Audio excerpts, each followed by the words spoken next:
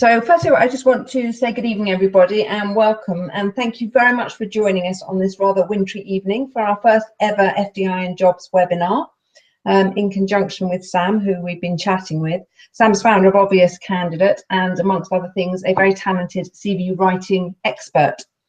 We're chuffed that so many of you are here to listen in and hopefully participate. Obviously, you've all found the chat room, which is good. The webinar is scheduled to take no more than 1 hour.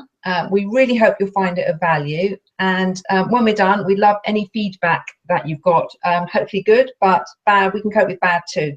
So yeah, do send any feedback into us and we'll give you the details of where you can do that at the end. So I know we've done a bit of a check here, but just to make sure that everybody is everything is working as it should, can you just anybody that's just joined us perhaps reply using the chat box on the right hand side. If I say can you hear me, if you could reply with if you haven't done already, with a yes or a hello Jane or anything else preferably polite that you fancy doing. So I'm just going to wait because there's a bit of a time delay. Oh, we have somebody in South Carolina. Wicked. Ali, hi. Good. I got a yes from you. Oh, and Margaret, hello. Yvonne, yes, excellent. That sounds like we are good to go on sound. Fantastic. Good. Okay, and one other question I've got just before we kick off is just to find out where you heard about the webinar. I think somebody answered earlier that they'd receive our emails, but if anybody else can tell me where you heard about our webinar from, it'll help me show that I'm doing my job properly and marketing it. So if anybody could let me know where they heard about the webinar from, that would be fantastic.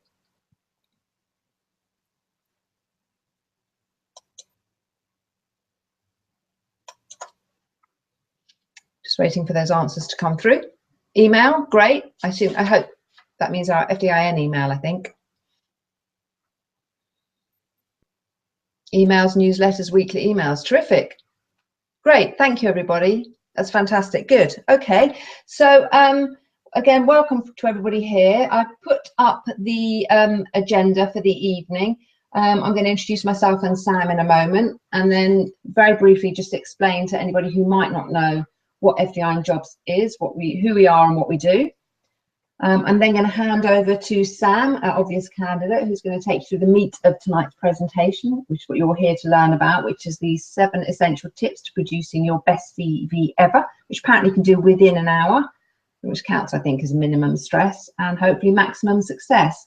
So it's a very interactive evening. Sam's going to take you through the key points, but there's going to be lots of practical demonstrations, and we've got some, now you've all found the chat room on the right hand side.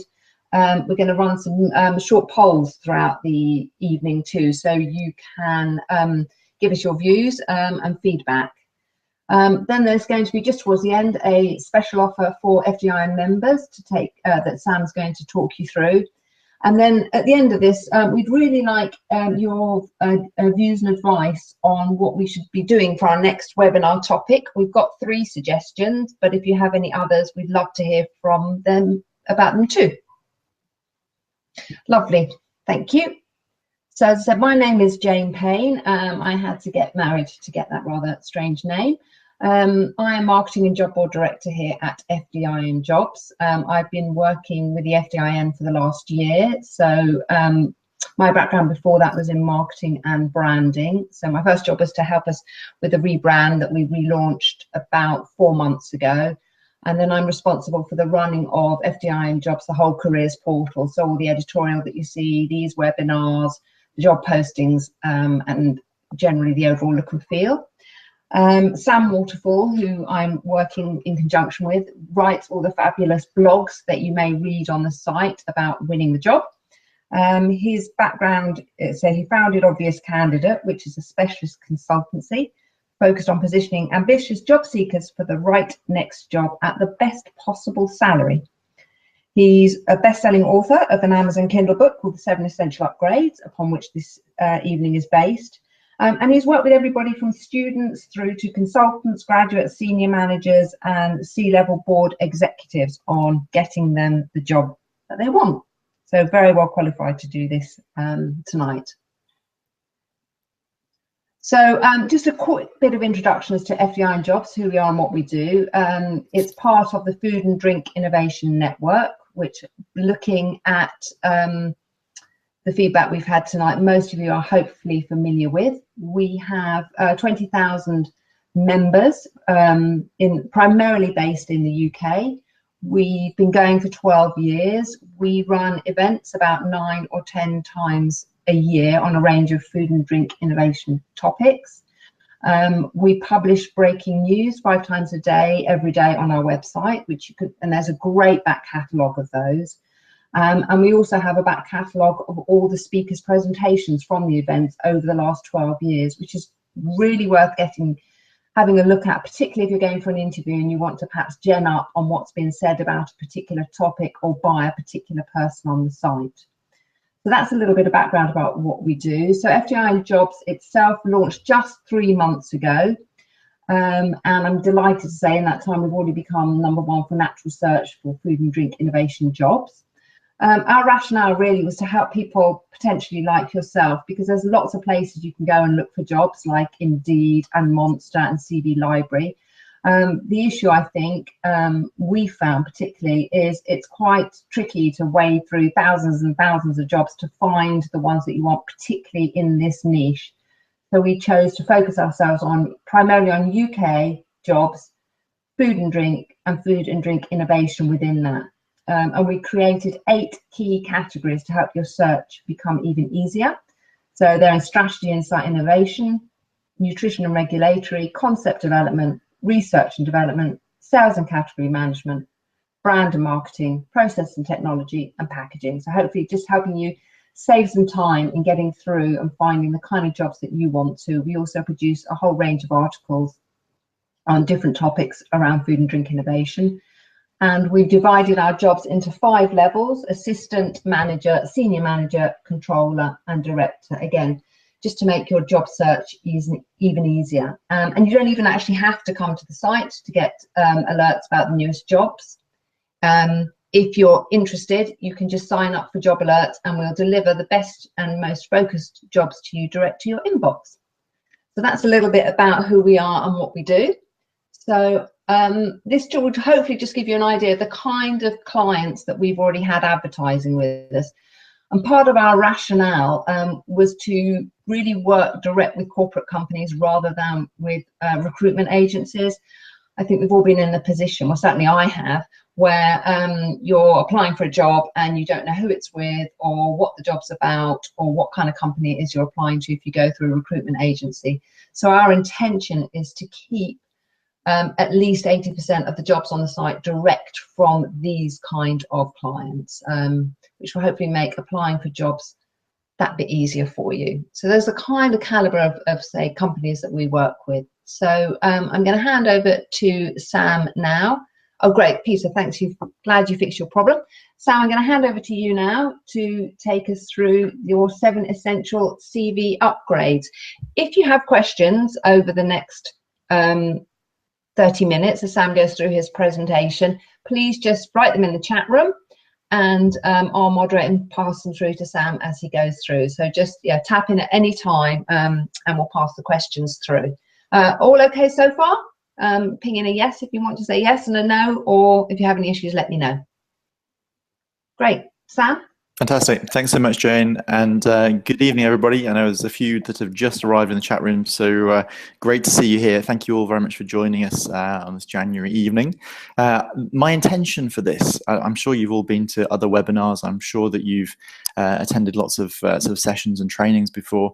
I think you can have interesting sessions, but I think you can also have useful. And my intention for this is really to make this very useful, very practical for you.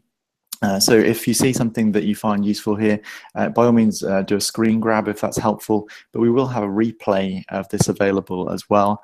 The book that Jane's already mentioned, the 7 Essential CV Upgrades, is really very practical. And what we're going to do is look at those 7 CV upgrades in a brief way, but hopefully a very practical way so that you can actually apply this. And that's what I really want you to be able to do. So my promise to you for this session, for sticking with us throughout this, and for giving up your this part of your evening, my promise to you, if you listen for this hour and then you take these ideas away and you apply them for an hour, then you're going to have your best CV ever. Now, of course, that relies on you having a CV to start with. And what I'm going to do there is really talk about these upgrades. It's really about upgrading. If you need to start from scratch, you'll definitely find some useful information here as well. But I can't say we'll get that done in an hour. It certainly takes me a whole lot longer than that to write CVs for my clients.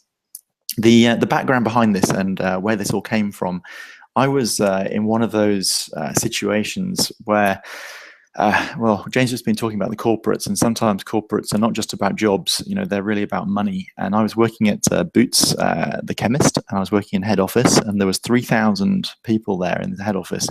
When we went through a major meeting, which was a huge headcount reduction, and the company went from 3,000 in head office to 1,500 in head office overnight.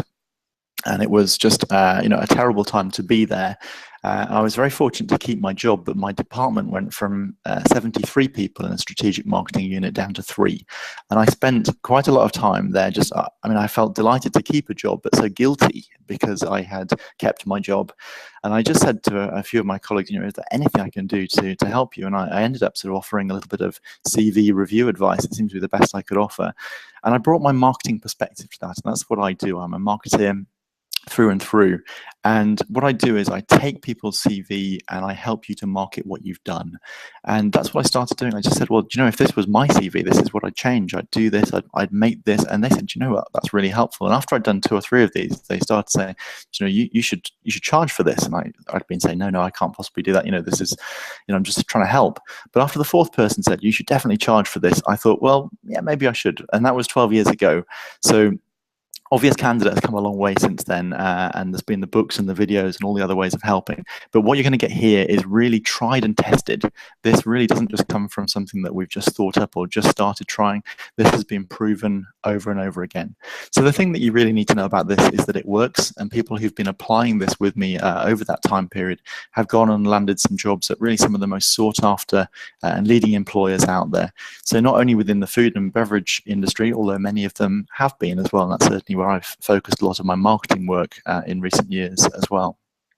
So let's start off just by taking a quick poll. What I'm interested in here is who's here tonight. So let's just have a look at this, and you should get a poll that appears in your chat box.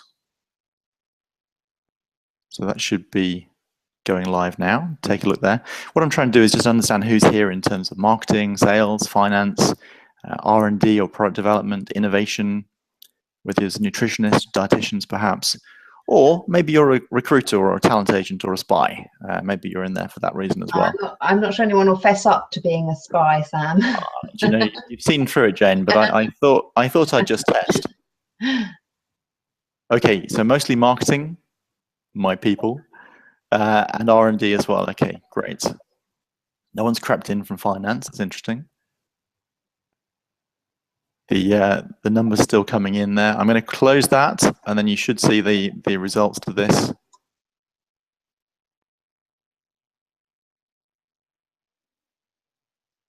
So yeah, mostly marketing, R&D, some sales in there as well, innovation. So we've got someone who's a student. We need to put student in there next time. Yes, indeed, indeed. Let me ask you this question as well. You know, how much reading time do you think your CV will get? So let's just take a poll on that as well.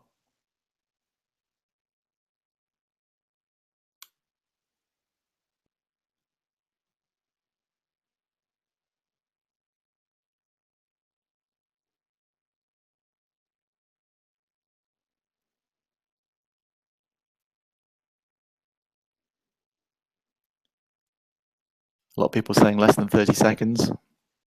Probably many of you recruiters. Or yeah, and this is the thing, you see. This is what's so important about the CV, and this is why the updates, you know, everyone's sort of, most people come in here at less than a minute. Now, of course, we can't say for sure, and we're not trying to be scientific about this, but you know how this goes. You get a CV. When you look at a CV, we're human, you know, and part of our jobs is about making quick decisions. And so, unfortunately, it happens about us as well as what we're trying to do. So we really need to make sure that our sort of jobs are so clear, the way that we're explaining things, the way that we are actually expressing ourselves. So very, very important. I want to just ask as well another one. This is how long will it be before your CV actually gets judged? So how long will it be read for? That's one thing. But how long before it actually gets judged?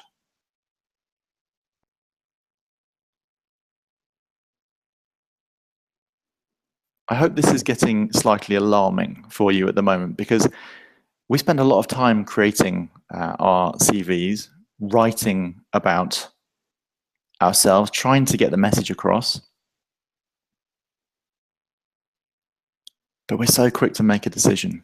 And it's scary because there's no way you can read a CV. You know that in as little as 9 seconds or 15 seconds. I'm going to end that poll. Yeah, I mean, the consensus is exactly right. Somewhere between 9 and 15 seconds. So at best, you're likely to get 2 minutes of reading time, but that's very unlikely. Most likely less than 30 seconds before someone believes they know you. And then they actually made up their mind between 9 and 15 seconds. And what they decided there was they'd seen enough to think they know whether they want to take you forward or not. And what we do at this point, I'm sure you've heard that statistic as well about how quickly we judge each other when we meet each other in person. And it's very, very fast. And what we do, once we've made up our mind about someone, are they like us? Do we like them? Do we want to get rid of them? What's it all about? It's just the same when we start judging a CV or a document. Once we've actually made up our mind, fairly emotionally, what actually happens is we then start looking for evidence to back up our decision. So if that first impression is fantastic, then we look for other evidence within that CV to say, yeah, we were right. And that's our brain kind of backing it up and sort of being good to itself. It's a very sort of reinforcing psychology there. But if we already think that this person's not right, it's a bad fit, they're not good enough, then we just look very quickly for enough evidence to back it up, and then that CV has gone. So it really is that difficult. So your first impression had better be a good impression, or it'll be your only impression. And it really is, I'm afraid, as simple as that. But there's good news, because your CV does not have to explain all you've done.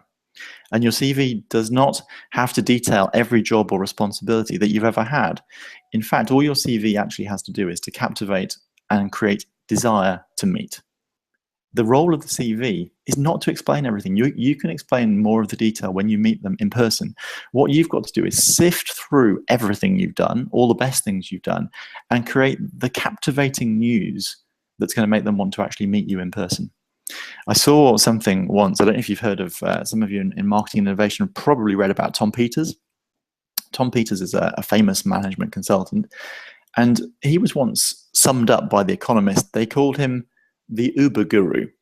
And it occurred to me, gosh, well, if The Economist, a very authoritative publication, is calling you the Uber guru, you probably don't need much more of a CV as a global management consultant. They just know that you're going to know that. So the question is, how little can we get away with almost here? Because there's not a lot of reading time that goes into this. But there's more good news. And the good news is that we can learn how to write a marketing CV. I don't mean that's only for marketing people. For me, a marketing CV is the CV that markets you, because you're the product when it comes to this. We can learn from the journalists' tricks of the trade. And what that really means is about a headline, because people are captivated by headlines. Think about as you walk along the street, maybe on the way home from the office or at work, when you see a newsstand, it's the headlines that grab us. Or if you're scrolling through the news online, it's the headlines that make us click through. So if you don't have a great headline, you're really missing out. So of course, that brings us directly onto the essential CV upgrade number 1. It's all about the first impression, adding a headline and adding a profile. Now, you may have one of these already. There's a great headline here in this little picture we've got of the Sun with Freddie Starr. The Sun, of course, is famous for its headlines and grabbing people's attention. You don't need to go, of course, as far as the tabloids, but we can learn a lot in terms of arresting somebody in these 9 seconds and guiding their thinking. So the problem is that there's no headline, means there's no direction for the way that you're trying to. This is a marketing document that your CV is working at, and you're going to get this glance down the first page, and if it's more than 2 pages, an even quicker look at page 2 if page 1 has done its work. So the headline is the way that you get direction. If you've got no headline, what you're saying is you're saying to the reader, you can work this out for yourself, what I'm all about, my career, everything I've done. And how would we possibly do that? Why would we leave that hugely important decision up to the reader? So by using a headline, you have this huge opportunity. Why is it important? Because it's the most read element, and it also lets you put ideas into the mind of your reader. Any of you who've worked on a press release know the importance of this sort of almost a reverse triangle, an upturned triangle. The importance is all at the top in the headline and the first line or two of the press release. And like with a newspaper article, almost no one gets all the way down to the bottom of that press release. The journalists know whether they're interested or not just from the opening words. And your CV is the same. So we must learn from the journalists. So how do you write a compelling profile, and what makes a good headline? Well, profile that's working. Okay, so this should then be under your headline. It's going to position you for the job. So your opener for your profile needs to say exactly what you do. It should highlight the best of your relevant experience, because in 9 seconds, they're not going to read past the first 2 or 3 paragraphs. So you've really got that space. And you've heard the expression perhaps above the fold, which used to refer to in a newspaper before you had to unfold a big broadsheet newspaper. You need on your CV to have all of the best stuff front loaded at the very front piece of the CV, because that's where they're going to make the decision. Do they want you or not? Are you coming to interview? So highlight the best and relevant experience. Show appropriate geographic or sector expertise. It's going to be concise. It's going to be absolutely truthful. And I'm a maniac for the truth when it comes to CVs. There's no reason. I've never found somebody who doesn't have enough good experience to be able to write a great CV. We can find the good stuff. So never any need to make things up. Dares to be different. How can you stand out? How can you actually catch the attention? Because this is the trick of the journalists. They write a headline or a sub-headline or a first paragraph that grabs us enough for us want to read on. So what do we need to put into your opening paragraphs to grab them so that they read on and find out the other good things that you've done? And of course, we want to really combine facts and emotion. Okay, that's something that people don't always do when it comes to a CV. Facts are usually present, but what's the emotion? And when you think about it, someone who is trying to hire you or find someone for a job usually has a huge problem. If they've got an empty desk as part of their team, the jobs, the tasks are piling up there. And if you've ever been in that hiring chair, actually interviewing, you're desperate to find somebody who can actually fit in and do this job. You're not looking to give away a job and a salary. What you're looking for is someone to come in and solve those problems. So we should write the CV in such a way to actually emotionally save that person, emotionally help them to realize that you can actually come up with the answer. What I've done here is just created a sample of this. So John Smith's opener above the fold on his CV here. We've got a title that clearly sets the tone. I like to use these spaces, okay, because this gives my headline 2 discrete ideas. The first one, John is a senior executive leader, okay, so that positions him for this particular role, but he's also a food marketing specialist, okay, so we've got 2 ideas in there. Now, if that is already what the recruiter is looking for, what the hiring manager is looking for, already they're thinking, John could be right, and the hope goes up. And then what we do with the first paragraph is explain in more detail exactly what you do. It's all about being clear and being specific. And when we get into paragraph 2, what we're looking for here is actually the best of your past.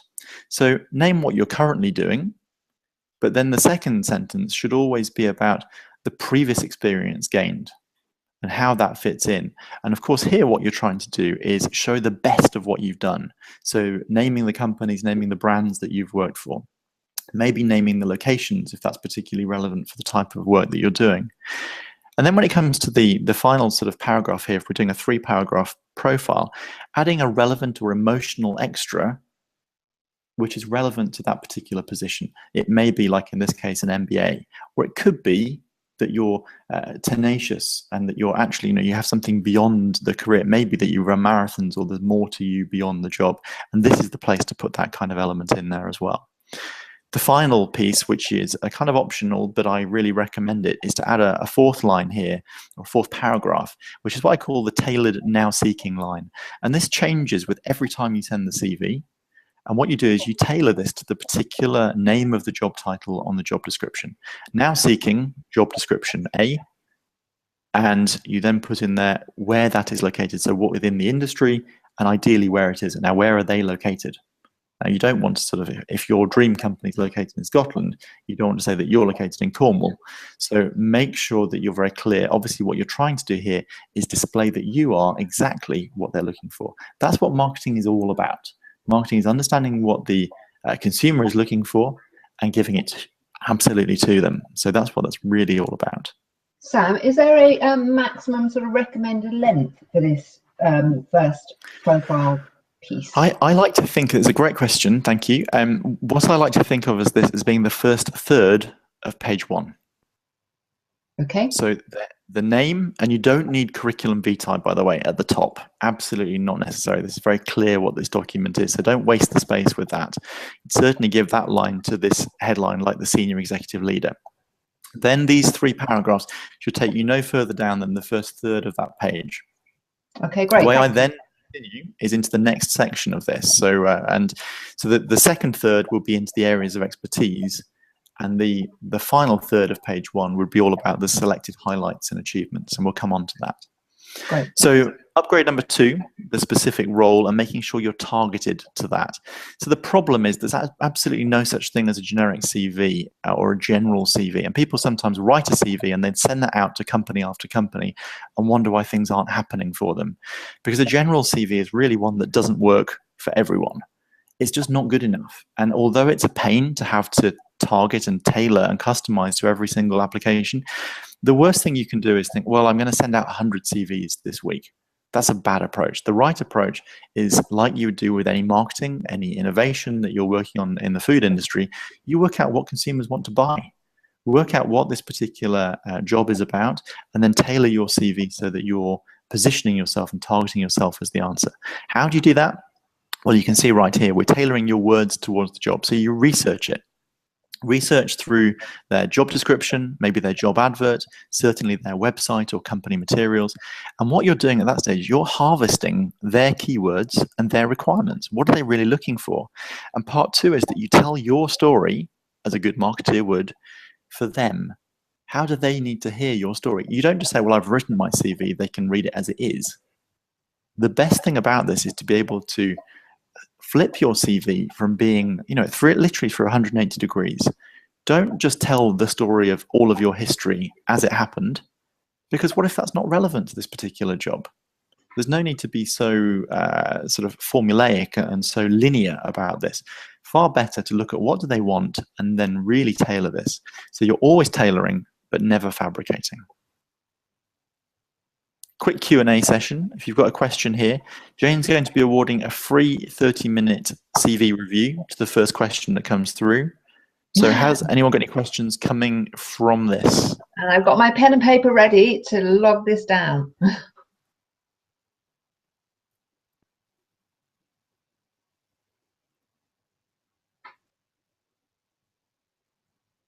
So any questions on your mind at the moment?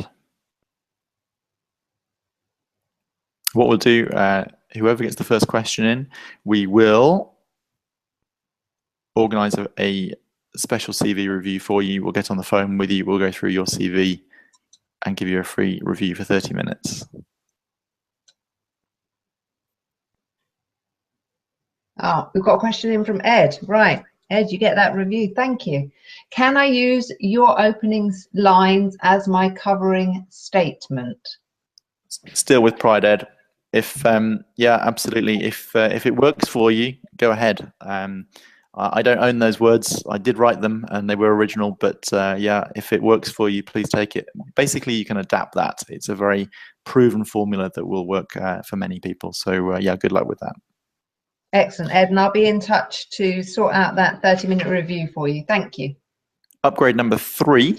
Okay, so this is adding an expertise or skill section. So this really should follow on from the paragraphs that we've just been talking about. So now what you've done with that first above the fold, top third of the page, you've grabbed them.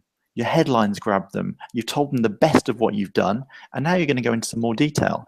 So what you're going to do now, if you are 10 years or 15 years into your career, trust me, you are an expert, okay? So describe this as areas of expertise. If you're a student or a recent graduate, that can sound a bit much. So we call it key skills, okay? So work out where you are in your career, but this isn't the place to be holding back or to be bashful, okay? So what you need to do here, I mean, the problem is that people don't make clear what their skills are or what their expertise areas are. Very often they'll just, with page 1, go straight into, here's a complete history of everything I've ever done, and it will go on to page 2 and page 3. No good, okay?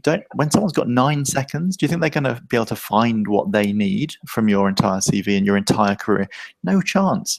You need to help them ease into the best of what you've done.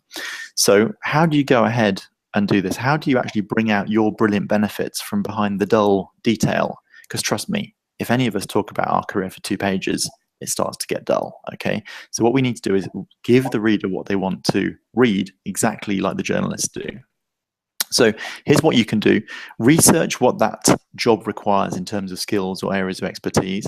List your 10 to 15 areas of best skill, okay? Usually the things you enjoy doing or that you're very good at. Then prioritize the 4 to 6 best of them, which best fit the job requirements, okay? So you're tailoring to what they need. Because none of us can be experts at 15 things, okay? If we're going to be an expert, it's maybe 4 or 5 things only. And then you support each of those with credible evidence. So here's an example. Okay, this is a key skills one. The way I lay these out, I use bullet points here after paragraphs in the first page.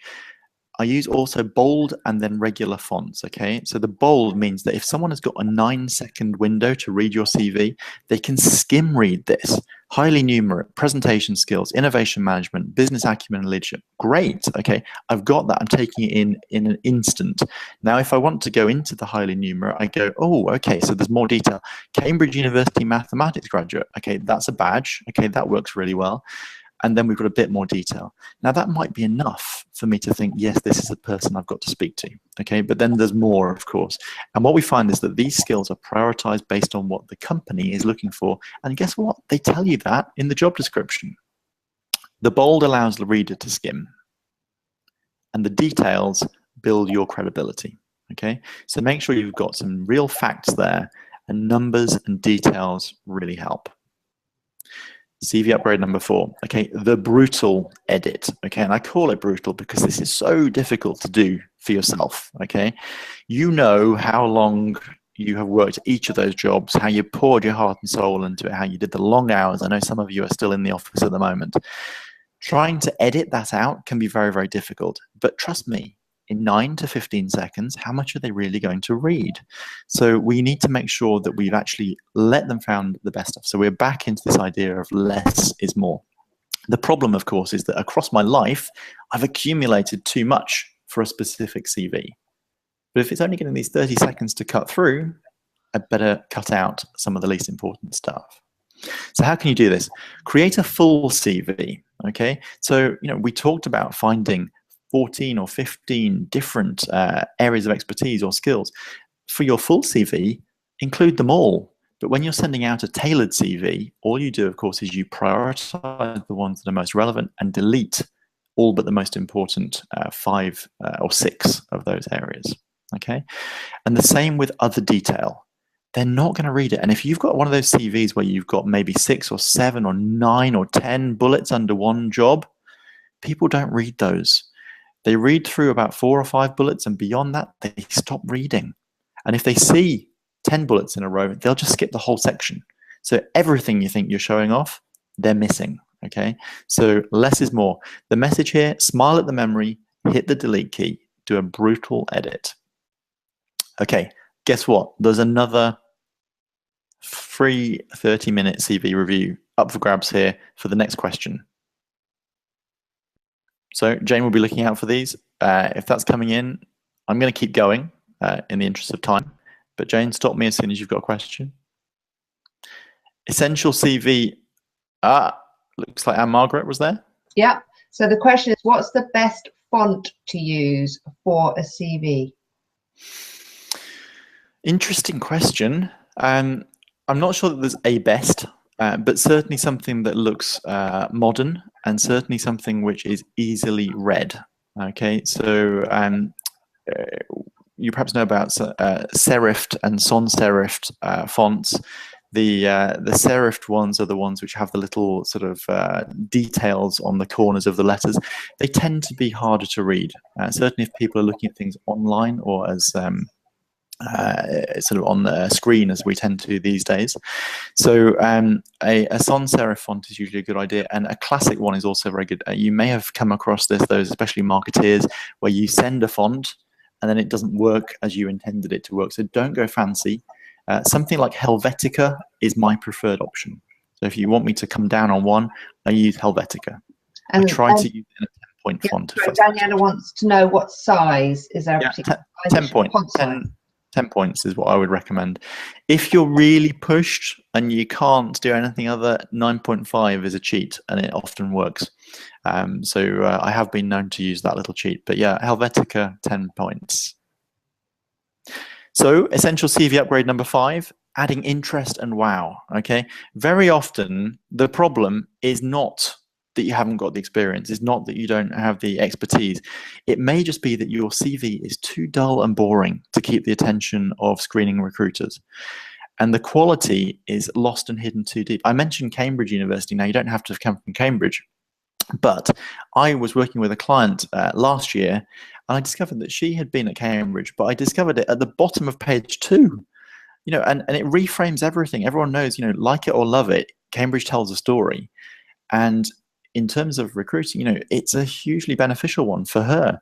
So we moved that story from the bottom of page 2 up into, guess what, paragraph 2, where we put the best bits. That's where it should be, because there it positions, it screams intelligence.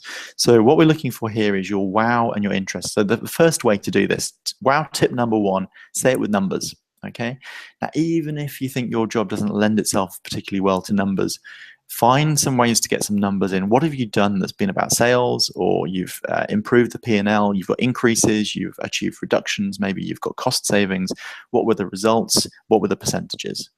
Too many people honestly can't use percentages. I hope that's not you, but really use this effectively. Numbers are a great way of showing that you understand, especially in business. Next one, the wow tip number 2, say it with concise detail. Here it's about, think about that brutal edit, add the facts, but cut out the extra words. You don't need too many flowery descriptors, okay? So, you know, you can cut out the adjectives, but really make sure you've got the facts in there so that it's really laden with that. And a great way of making that impact is to use brands or companies where you can, of course, being cognizant of confidentiality. The next one, say it with verbs.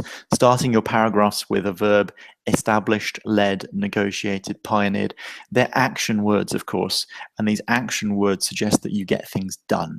So it's a really neat way of doing that.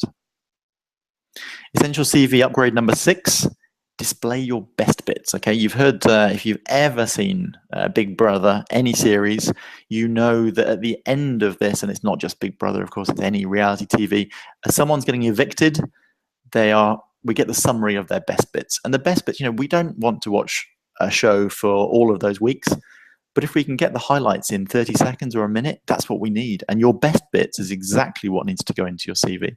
So the problem is sometimes you feel immodest or as if you're bragging, but if you fail to reveal all, you can really miss out when it comes to your CV. So this is the time to really hold back on the modesty and come out with all the facts. So here's how you do your best bits. Scan down your CV, maybe as it stands right now, and list the 7 to 10 elements which give you the most pride.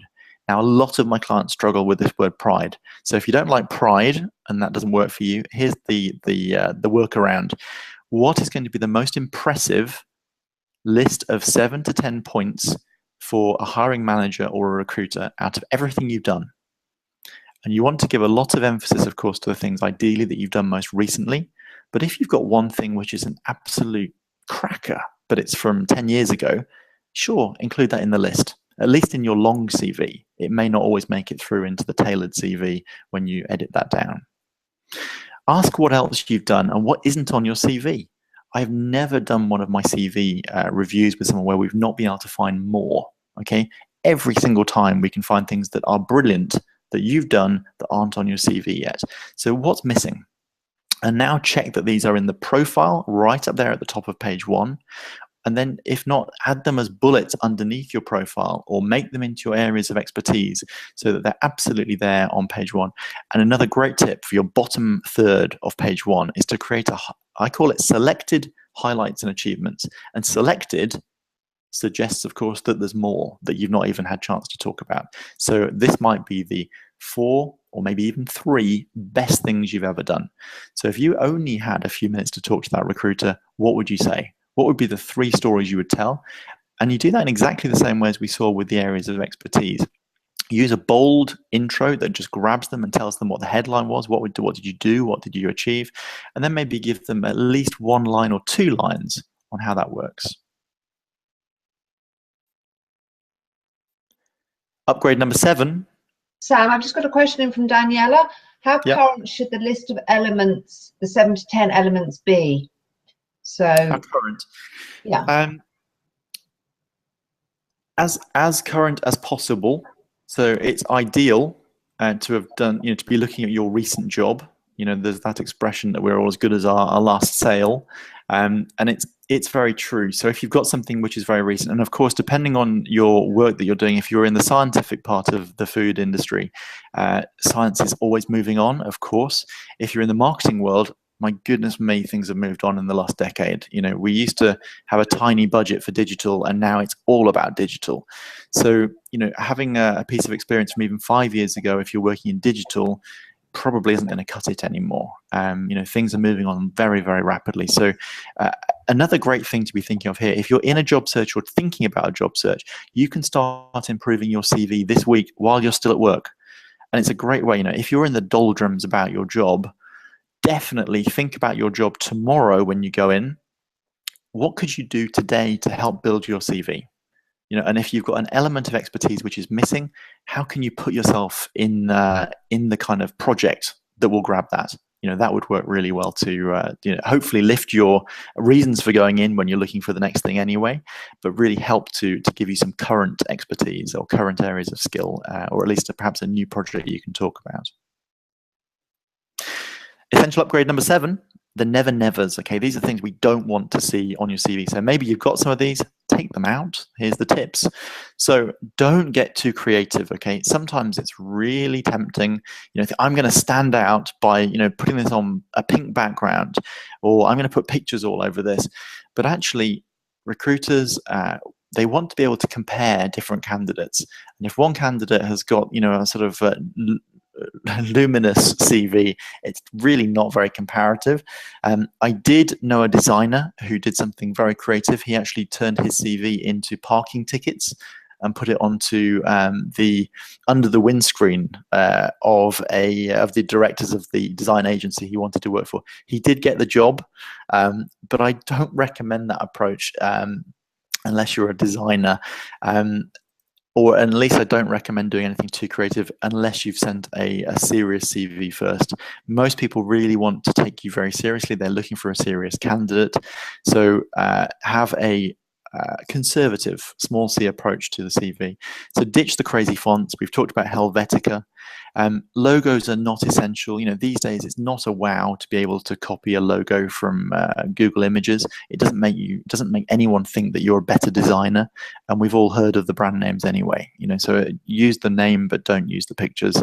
Forget colors all over it. It doesn't help, and it also causes a lot of problems. Very often CVs these days, especially for big companies, go through a scanner first. So even if it's going through as a CV, and sometimes of course, as you know, it's an application form, keep it simple. Okay, it really helps. So black and white, easily read, well spaced. Remove your photo. It's important in some countries, not in the UK. You don't want to be judged on your picture, and LinkedIn does that already anyway. By the way, if you're putting a picture on LinkedIn, do test it with photofeeler.com. I'm not on any commission, and you can get your photo tested on there for free. But make sure, because they will go and check you on LinkedIn, so definitely go and get a good photo and check it on photofeeler.com. Eliminate acronyms and industry jargon. You may know you know, what a GBU is. You know, maybe it's a global business unit, but maybe it means something else to their mind. Cut those things out. Cut out all the jargon. Keep it simple. And the best way to do that is give it to somebody else to read and check they understand it. You're losing people. Don't do that. Avoid filling every inch with text. White space can be very valuable as well. It gives a sort of refreshing feel to the CV. And I really recommend not sending as a Word file. These days, half the people are on Microsoft Word and Windows PCs. The other half of the world are on Macs. And there can be a bad formatting fit between the two. Save it as a PDF, send it as a PDF, and you'll find that it arrives looking exactly as you wanted it to, and how you'd spent so much time formatting it. Sam, okay. Just a quick question. Richard's asked, a lot of recruiters ask for CVs in doc format. I think my experience of that is because they want to take your name off the top so that... yeah, they do. They do. You know, and of course, that's the caveat if they have specifically asked for it. Now you have to. The reason, Jane, as you've just suggested, is because they are going to sell you in. So if you've got a trusted recruiter, that's fine. Send it as a Word document to them because they're going to re-edit it for you. But have a good conversation with them about what they're going to do, because you want to make sure that it's in their interests and they're professionals as well. So you hope that they know what they're doing, and hopefully they will then send it on as a PDF so that it does the trick for you. But if you're sending it direct, maybe you're applying to a smaller business, definitely always use a PDF. So hopefully that's that one answered. Thank you. So there you are. They're yours now. You now have the 7 essential CV upgrades. I hope you can see how simple they are. And I hope you can see how logical and powerful they are, because they are, as I said, they weren't magicked out of anywhere. They've come from working with thousands of clients over those years. They are the things that when we change those first, they make the biggest difference. Are there, of course, other things? Yes, of course, we can keep upgrading and doing all kinds of things. But if you make those changes to your CV, I guarantee you'll make it better. And I hope you can see you can do some of those very, very quickly. So it just leaves one question from me, and that's, will you do it? Yeah. Now, I'm not sure how many glasses of wine you might have had, whether you're ready for it now, but you know, you could make those changes tonight if you wanted to. So you've listened for an hour. I promise you, if you apply those for an hour, you'll make that really work for you. And I did promise you as well 2 ways that, you know, if you wanted to have extra help with that, so we have got a special offer for you here. So I hope stood by my promise on this bit is the sales pitch, so being very open about that. So if you want some more help, hang on, because I've got some very good deals for you here. They're basically 2 exclusive special offers only for the FDIN Jobs members. Okay, so from the menu, what we do at Obvious Candidate, so you know what we do, we actually work with our clients to help you get your right next job. You know, because I'm so passionate about careers, because you spend your time giving your time to your company. Okay, I want you to be working for your next job, if not this one, in a job that you love and that you are effectively giving your time for and exchanging. So what we look at is not only getting you the next job, but the right next job, and also at the best possible salary. And the way that we do that is with these 6 steps. So step 1 is all about getting you into the right next role. And it's thinking about, well, can you get into the right next role as your first step? Or maybe you need to get some other experience first, maybe to broaden, or maybe get experience into a different area. The next thing is then to go through and get the full detail out of you. And I have to pull that out of you using what we call a pre-write interview. And we spend 60 to 90 minutes on the phone talking to you and finding out the best of what you've done. From that, I can then write with you or for you your high impact CV, and we make it absolutely different. I had one the other day, and this was the end of last year. The client said to me, and this was just lovely, I think you'll like this, and he said to me, do you know what, Sam, my wife looked at me differently. And this was somebody who'd been married for 20 years. And what he'd done, he'd shown his wife of 20 years his new CV, and she said, wow, you know, she didn't realize what he'd been doing. And so it's in all of us. I promise you, the right CV can absolutely transform this approach for you. The next thing then is to translate that, and it's not a quick copy paste of your CV into LinkedIn. LinkedIn is different. It's hugely important, but what we do is we optimize this so that people come to you, they find you, and I also help you with the coaching so that you know what we've changed, why we've changed it. So that's what we do there. The next bit, step 5, once we've got your documents ready, your CV, so that you can send it out, and your profile, which is there for you 24/7 on LinkedIn, it's then about your interview success. So how do you perform and get your interview right? How do you actually prepare properly? How do you perform in that vital hour? And how do you follow up in the most effective way to maximize your chances? And then, of course, we want to make sure you can negotiate the very best salary, because we want you to be rewarded for all the work that you've gone through. So we always try to make sure that anyone who's working with us gets such a salary increase that they never have to pay for our services effectively. We're trying to outdo that, of course, all the way through. So the offers here for you: CV coaching and CV writing, because maybe you now understand the 7 essential CV upgrades, but perhaps you'd still like a little extra help to get them really working for you. So these are, I'm afraid, very limited offers, because I'll be working with some of you in person. So if these sound helpful, please email me. You can see my email there. It's sam@obviouscandidate.com. I'm afraid it's going to be first come, first served, because there's one of me, okay? But trying to make this as relevant as possible for you. Now, if you want to do just CV coaching, okay, what we can do is we can spend 2 hours. The coaching thing means you do the work, okay? Coaching, I'm there to advise you. We have 2 sessions. Firstly, to analyze exactly what's going on and recommend what you should change. Then you go away and change it. Then finally, what we'll do, we'll come back and we'll actually fine tune and improve it together. So effectively 2 1-hour sessions, but although I'm trying to finish this on time, I'm not a clock watcher when it comes to coaching. I try to over deliver for you every time. So that offer, what we're doing there, save over 40%, only £115 there instead of 194, but I can only do 4 of those. Okay, so if you want CV coaching, we can offer that for you. And then if you want actually the CV to be written for you, I will do that for you. I can only do 3 of these because it takes me at least 8 hours to write a professional CV. Part 1, we will go through it together, because I can't do it without you. We will go through detailed analysis. We will recommend what we're going to change. We'll do that together. I'll get your input in writing with all the facts. We'll then do a pre-write interview together to find the very best of your story, and you'll be amazed at how great you really are and the way that we can do that. And then I will take all of that away and write you a high impact CV. And finally, we fine tune together so you're 100% happy with it, that it's all accurate and correct. That's normally 374, but we're going to save 20% for FDIN Jobs members here. And we get bringing that just under £300 at 297 plus VAT. So they're the offers. It works, okay? So these make a big difference for people. So if that's helpful, fantastic. But if you've got what you need there already, then very happy for you just to go ahead and take that, because we're really here to help. And that's why I'm involved in this whole approach, working with Jane and FDIN Jobs. So I hope that works for you. Again, the details there, if you'd like to make this work for you, if you'd like to step on board, I'd be delighted to work with you. So I hope that works. And of course, everything at Obvious Candidate is personally tailored. Okay, we can move fast, we can move slow, and we really make it work for you to get you that job, the right job. That's what's really important. So that's it from me. What I'm going to do is hand back over to Jane at this point, and we will hang around in the chat room after this if you've got more questions. So we will hang around until we've answered all of your questions. That's my promise. So do let me know if you've got any other questions that you've got. But Jane, thank you, and over to you.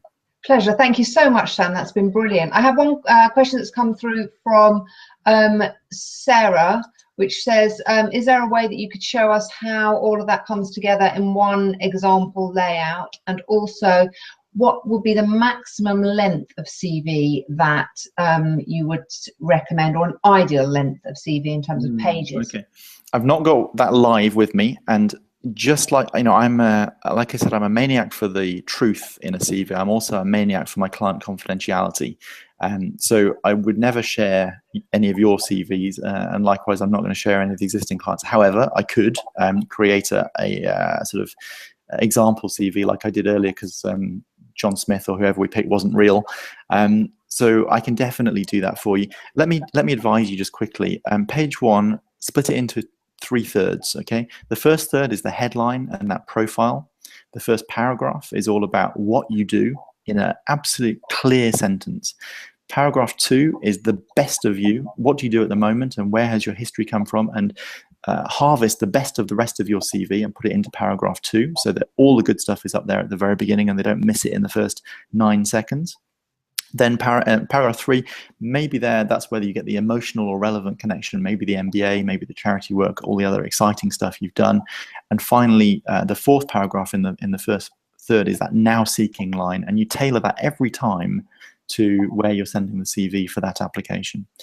The second third, the middle bit if you like, is your bullet points of your areas of expertise or key skills. And the bottom third is your selected highlights and achievements. And they're the very best things that you've ever done. So when you look at that, your front page is so powerful, you've sold them.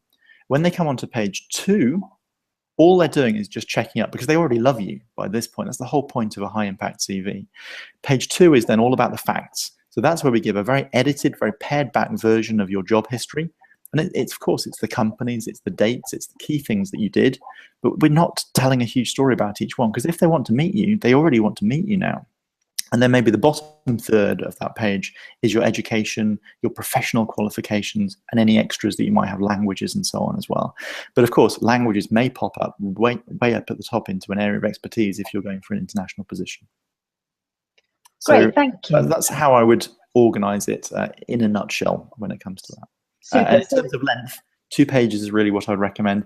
If you are someone who's got a lot of published work, then maybe you can go on to 3 pages. Great, thank you, Sam. Somebody's just about to leave and has said, are we going to email them a download of this webinar tomorrow? Or yes, yeah, absolutely. We will send this out. I'm not being crazy about these sort of scarcity tactics or anything. We will literally do these on a first come first serve. So if I can help you, brilliant. If I'm busy, I'll let you know. But if you come in and you want some help later, no problem. Please keep in touch and let's connect on LinkedIn. And if you've got other questions, yeah, you've got my email address. We'll send this out because I really want you to have this information. Like I said, my passion for this is I want it to be useful, not just interesting. So I hope it's been a useful hour for you. Fantastic. Thank you so much, Sam. So just to wrap up, we're going to be hosting another webinar, hopefully in about 4 weeks' time. And we'd be very keen to hear from you which of these 3 topics you would be the most interested in. So the first one is interview preparation masterclass, preparing, performing and following up. The second one will be about setting up your LinkedIn profile for job search success. And the third one will be 10 job search acceleration tips. So if you wouldn't mind putting in 1, 2 or 3 into the chat box, that would be great. Or if you have another topic that you think we should, you'd be interested in looking at, tell us that too. So I'll just wait for those to pop through. Well, while you do that, I've seen another question, which I think is a very good one, and I'll keep it anonymous. Someone's had a job that didn't work out, and they want to know, should they leave it out of their CV? No. What we need to do, it depends on the time that you were there, okay? And it also depends whether it was your most recent position or not. So it's difficult to advise without knowing the full facts. However, what I would say is always be truthful. You can go there and something doesn't work out. I'm sure you've got a good reason why it didn't work out. I tend to relegate the job history to page 2 anyway. So what we do therefore is we put the focus onto your areas of expertise which are relevant to your new potential employer rather than looking all historically at the past. So if it didn't work out, let's say what you were good at and we put the focus on what you can do. But we're always truthful about where you spent your time because sometimes things don't work out. Many of us have had jobs like that. Excellent. So it looks like, Sam, it's interview preparation and LinkedIn are running head to head. So I think we need to push that out to the rest of our FDIN audience and then decide, and we shall come back and let you know within the next couple of weeks which one is running next. So thank you very much, everybody. We really hope you enjoyed it. We're going to be around for another 10 or 15 minutes after we stop broadcasting. So if you have any other further questions, please pop them in the chat box. And thank you so much for your time. If you've got any other feedback, thanks, Sam. If you have any other feedback on the webinar particularly, you can email me, jane.payne@fdin.org.uk. If you've got any questions about your CV, it's sam@obviouscandidate.com. Or if you'd like to take Sam up on his fabulous offers, that's the email address to do that too. So thank you very much, everybody, and have a great rest of your evening. Cheerio. Look at that, 9:01, Jane. Boom. So we'll hang on in here, and thank you for the thanks. Time well spent. I appreciate that. Thank you all. Thank you. Good. Oh, and just Ed and Anne Margaret, I need email addresses from you, please. If you could just ping them into the chat box, then I'll get in touch with you. So that's Ed and Anne Margaret.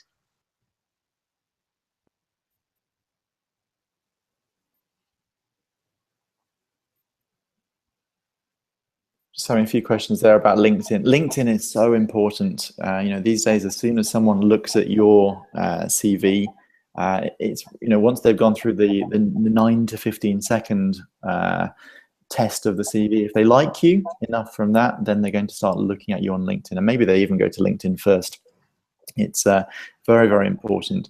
So what we do there is a different way of making sure we focus, because again, the mindset is different again online. But what we do with the obvious candidate approach is we're trying to go and understand the psychology of the viewer of your profile and the psychology of the hiring manager. And if you've been there, you know how difficult that can be, trying to find the right person, or maybe you've hired the wrong person into your team. Because if you've done that, you know how expensive it can be to go wrong. You have to then go through the HR steps of getting rid of that person, and that can be hugely complicated. And at the meantime, you're not getting the work done. Then you've got to start hiring again. So there's getting your areas of expertise, getting your skills across through a CV. This is not just a marketing job. We're not just trying to promote you. I'm passionate about making sure that you are hired into the right role, which is very important. And LinkedIn is just as important. So I think we'll come back and do the next webinar probably on LinkedIn. It's the logical next progression. And then we'll move on to the interview skills as well. If you need information on either of those things, in the meantime, just email me, because we can let you sort of peep ahead if you need to. Especially if you've got something that's coming up, if you've got an interview coming up in the weeks ahead, let's talk, because we can make a big, big difference for you. Great. And just while there's quite a few people still on, which is lovely, does everybody think that 8 o'clock is a good time to do this kind of webinar? So yes, if you think it is, and if you'd rather a different time, tell me the time instead. So yes, if 8 o'clock's good, or if there's a better time, please put that in the chat box.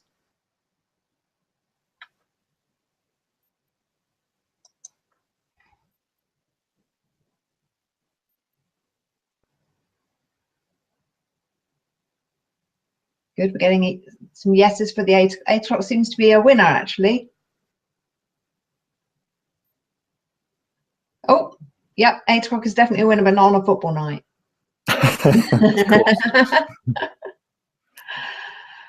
Excellent. Are there any other questions that people have? I'm just scanning back down the chat box here. We've talked about the leaving things out of a CV. And we've talked about length of time.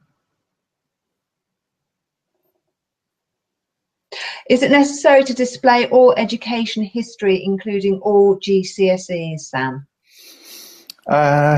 Okay, it depends how old you are, and you needn't reveal that for us. Basically, if you are a recent graduate, that's more important. If on the other hand you've got 10 years of work experience, they really don't care about your GCSE in English literature, quite frankly. Use that if you got an A, and if you did a fabulous project, and if literature comes in somehow into your work. But if it doesn't, no, absolutely not. So don't worry about those things.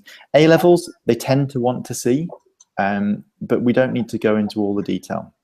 Likewise, if it's been several years since you graduated, and we all know how distant some of those degree modules can seem, everyone realizes that if you've got 10 years of career history, they're not going to be quizzing you on your dissertation.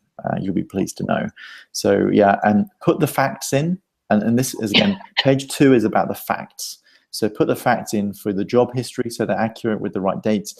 Put the degree down there as well. Sometimes, I quite often hear people started a degree and then for whatever reason didn't finish it. Just be very upfront. Don't make it look like you got the degree. Say that you've got, you not got it, but you did part of it. And then, have a good reason why you left. but no reason to go all the way back. And also your paper round, if you have one of those, or if you worked in a sweet shop when you were 16, no need, you know, because unless you're a recent graduate, but they're going to be much more keen to hear about what you've done in your recent job. Excellent, thank you. Any last questions? I'm going to just say, Jane, again, that the answer to that is it comes back down to that brutal edit. And all of these things, whether it was, you know, GCSE French or whatever it might have been, you worked really hard at the time to get those grades, but let it go. You know, they don't need to be on there now. So, yeah, brutal edits, that's the thing. Work out your question to yourself, and it's so easy, really, when you think about it. What is the recruiter going to think? What is the hiring manager going to want to see from me? And I can pretty much guarantee it's not your bronze Duke of Edinburgh award. One last question that came in actually was, how do I overcome a big gap in my work history? So we get lots of reasons for that. Some legal, some less legal. You know, I've seen it all over the years. And if you've got a gap, it could be a maternity leave, for example. You know, great. You know, so what we do there is we put the focus on your expertise. So page 1, once again, focuses on what you can bring and how you can solve the problems that are relevant in the job description at the place you're applying to. And if it's a smaller business you're applying to, ideally you want to be speaking with the team first, and maybe even ideally the hiring manager, understand what they're looking for, and then you tailor your CV, especially page 1, those areas of expertise and that opening line. What are you? And the emphasis on what are you and what you can bring and what you've done, rather than this is what I've been doing all the time. And then on page 2, we put a gap there, and we mention that this is a gap. And if it is a maternity leave, then we say that it's maternity leave. You know, choosing to be mum is a great choice, so there's no problem with that. And what you can do as well, perhaps, is to talk about, and one of the things we look at in the career coaching is what are the right steps to take. And if it's a recent gap, you know, how do you get back in? Because it might be that you need to get some interim work or to get several bits of experience first. And if that gap's further back, still mention it, explain what it was. Maybe you were traveling, a plausible and again, truthful story, but we put the emphasis on the important things rather than what was missing. Okay, terrific. Lovely. I think we should wrap up now. Thank you so much again for your time, and we will send you a link to this presentation probably tomorrow or Friday. Cheerio, everybody. Thank you. Thanks so much. Bye for now. Speak to you on the next one. Bye-bye.